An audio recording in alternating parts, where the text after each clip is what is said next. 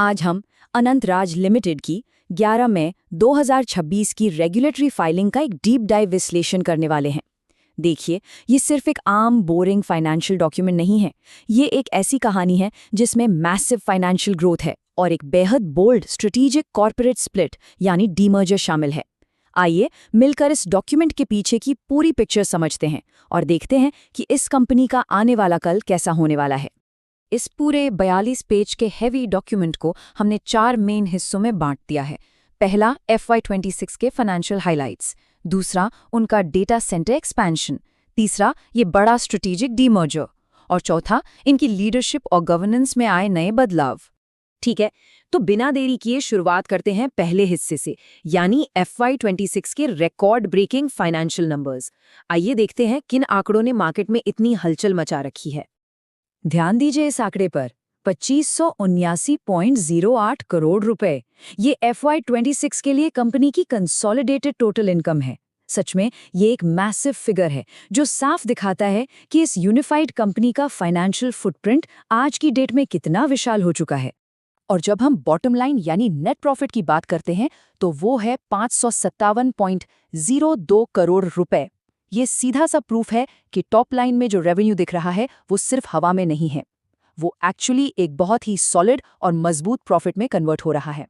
पिछले साल से अगर हम इसकी तुलना करें तो ग्रोथ की ट्रैजेक्टरी बिल्कुल क्लियर हो जाती है। FY25 के मुकाबले FY26 में रेवेन्यू और प्रॉफिट दोनों ने ही एक जबरदस्त जंप ली है। ये बड़े और थोड़ी एब्स्ट्रैक्ट लगने वाले आंकड़े अचानक से एक बहुत ही क्लियर सक्सेस स्टोरी में बदल जाते हैं, है ना? और इन्हीं शानदार नंबर्स के चलते बोर्ड ने इस फाइनेंशियल ईयर के लिए 50% फाइनल डिविडेंड यानी ₹1 प्रति शेयर रेकमेंड किया है। सीधी सी बात है, कंपनी का प्रॉफिट बढ़ रहा है और वो वैल्यू तुरंत अपने शेयर होल्डर्स के साथ शेयर कर रहे हैं। अब आते हैं कहानी के दूसरे और सबसे दिलचस्प हिस्से पर, जो है उनका डेटा सेंटर एक्सपेंशन। एक बहुत बड़ा technological pivot. Traditional real estate से आगे बढ़कर कंपनी अब आधुनिक डेटा इंफ्रास्ट्रक्चर की दुनिया में तेजी से एंट्री ले रही है।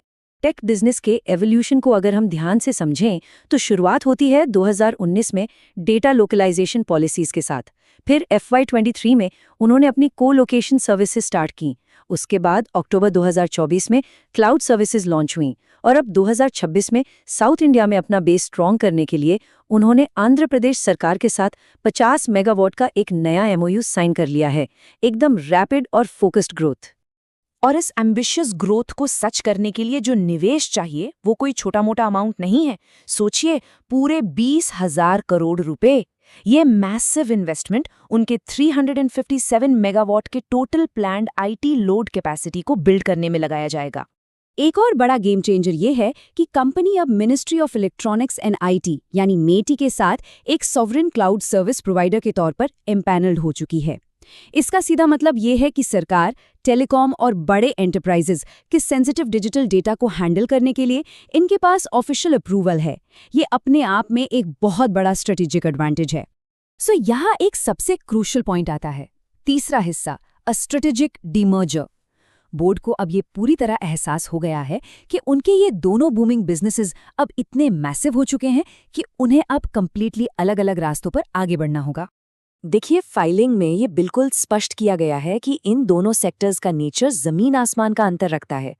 एक तरफ है उनका ट्रेडिशनल रियल एस्टेट डेवलपमेंट, जिसके अपने स्पेसिफिक कैपिटल नीड्स और ट्रेडिशनल ग्रोथ पैटर्न्स हैं। दूसरी तरफ है डेटा सेंटर सर्विसेज, जो प्योरली हाईटेक इंफ्रास्ट्रक्चर है और जिसे स्केल करने के लिए लगातार हेवी कैपिटल चाहिए होता है। इन दोनों के रिस्क प्रोफाइल्स और कम्पेटिटिव डायनामिक्स एक दूसरे से पूरी तरह अलग हैं। तो आखिर इस डीमर्जर से फायदा क्या होगा? बोर्ड ने इसके 4 क्लियर बेनिफिट्स बताए हैं। पहला, बेटर ऑपरेशनल एफिशिएंसी और शार्प मैनेजमेंट फोकस। दूसरा, दोनों बिजनेसेस अपनी इंडिपेंडेंट स्ट्रैटेजी और फंडिंग पर काम कर पाएंगे। तीसरा, शेयर होल्डर वैल्यू अनलॉक होगी। और चौथा, सबसे इंपॉर्टेंट, इन्वेस्टर्स अब सीधे तौर पर अपने पसंदीदा सेक्टर में पार्टिसिपेट कर सकेंगे। इसे कोई डिवीजन मत मानिए, ये एक्चुअली रिटर्न्स को मैक्सिमाइज करने की एक बेहद जरूरी स्ट्रेटेजिक नेसेसिटी है। इस पूरे कॉम्प्लेक्स डीमर्जर प्रोसेस को स्मूथली हैंडल करने के लिए कंपनी ने एक high level internal committee form की है। इसमें टॉप लीडरशिप शामिल हैं, MD Amit Saran, COO Ashim Saran, CBO Manoj Goyal और सीएफओ पंकज कुमार गुप्ता। जरूरत पड़ने पर ये कमिटी आगे स्ट्रक्चरिंग ऑप्शंस को इवैल्यूएट करने के लिए एक्सपर्ट्स की मदद भी लेगी। चलिए अब आते हैं अपने आखिरी हिस्से पर, लीडरशिप और गवर्नेंस अपडेट्स। इन सभी बड़े स्ट्रक्चरल और फाइनेंशियल बदलावों को जमीन पर उतारने के लिए आखिर किस तरह की लीडरशिप तैयार की जा रही है? बोर्डरूम का सबसे बड़ा और फ्रेश अपडेट है श्री अनीश सरन की नियुक्ति। उन्हें एडिशनल डायरेक्टर और होल टाइम डायरेक्टर बनाया गया है। ये एसेंशियली कंपनी की एग्जीक्यूटिव मैनेजमेंट टीम में एक नए विजन और यंग एनर्जी के आने का क्लियर इशारा है। अब इसमें सबसे दिलचस्प बात क्या है पता है? अनीश सरन, जो कि फाउंडर श्री अशोक सरन के पोते हैं और रीजेंट्स यूनिवर्सिटी लंदन से पढ़े हैं, उनका स्पेसिफिकली एक ही मेन फोकस होगा, विशालकाय हाइपरस्केल डेटा सेंटर्स का रोल आउट देखना। वो आने वाले समय के लिए कंपनी के डिजिटल सॉवरेनिटी और टेक रोड मैप को दिशा दिखाने वाले हैं। ये डायरेक्टली कंपनी की लॉन्ग टर्म टेक्नोलॉजिकल ट्रांसफॉर्मेशन के साथ जुड़ता है।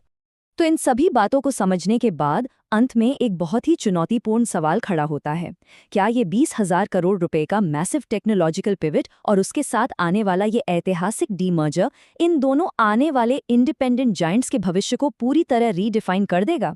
ये एक ऐसी रीस्ट्रक्चरिंग है जिसके लॉन्ग टर्म मार्केट इम्पैक्ट्स आगे आने वाले समय में और भी क्लियर होंगे और उस पर नजर बनाए रखना वाकई बहुत जरूरी होगा।